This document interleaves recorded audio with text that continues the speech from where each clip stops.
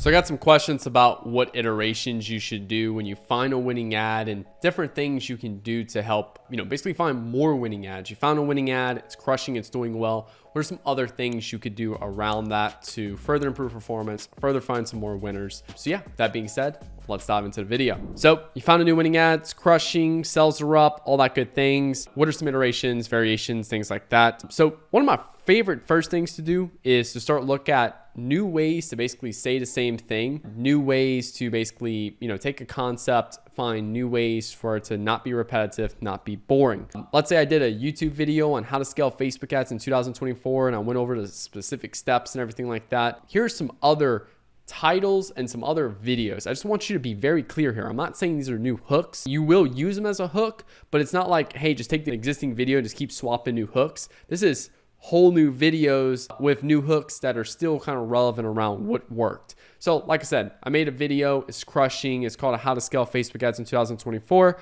Well then, what are some other ways to basically say scaling Facebook ads? So, expert reveals how to scale Facebook ads. 3 ways to scale Facebook ads. How to scale Facebook ads without testing new creatives. And again, these are the way to say the same thing, just new ways to say it that's not repetitive, not boring. And I'll go film complete new content around this, this specific right there. That's me some new variations of what's working. And, I've seen this work really well. So go find hook patterns, just save a lot of hook patterns to your plate and just swap those hook patterns with the winning hook to where you can find new variations and new styles of way to film that content. That's what I would go to first. Now, next thing, is it more of iterations where you're just changing one variable? So you take an existing winning video that's crushing and we could try new actors, right? We could do different ages. So we can do maybe like a 25-year-old, 30-year-old, 50-year-old. Again, these are just random numbers. What I would encourage you to do is try 1 or 2 ages above the current actor and then 1 or 2 ages that are below the current actor that's working well for you. Again, exactly the same script. They're going to say everything. They're going to film exactly the same thing, just a different actor. I've seen that work really well as well. Next one is different ethnicity. So again, just like the age group, we're going to do everything exactly the same, except we're just going to do different ethnicities. White, Asian, African-American, Hispanic.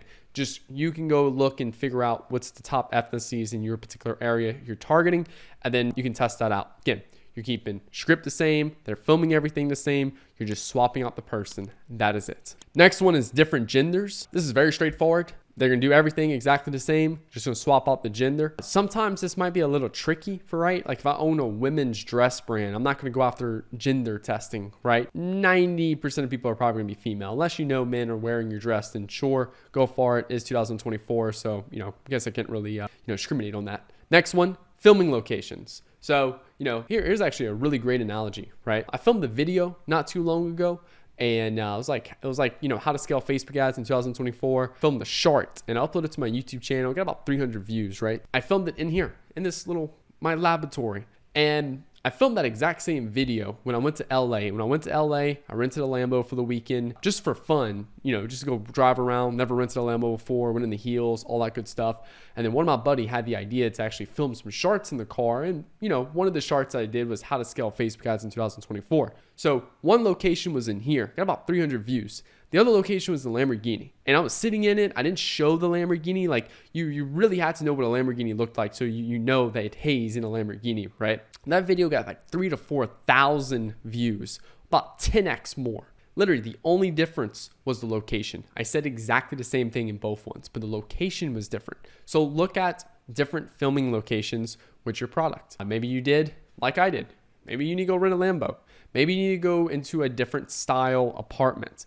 It's like if I was trying to sell like luxury clothing and I was filming in a little crack shack in the middle of nowhere, right? Like no one would resonate with that. But then I go rent out a Manhattan apartment and you can see like, Times Square in the background or something like that. That's going to get substantially better, like, oh shit, nice with that luxury clothing. So different filming locations. You're doing everything exactly the same. You're just in a new location. And lastly, length. Let's say I did a 10-minute video on how to scale Facebook ads or, a 60-second video on how to scale Facebook ads. I could try a 15-second, a 30 seconds. Typically what I'll see is when you go for a shorter length, it forces you to remove more of the clutter and just the, what I would say, just kind of like the bullshit, just the waste in it.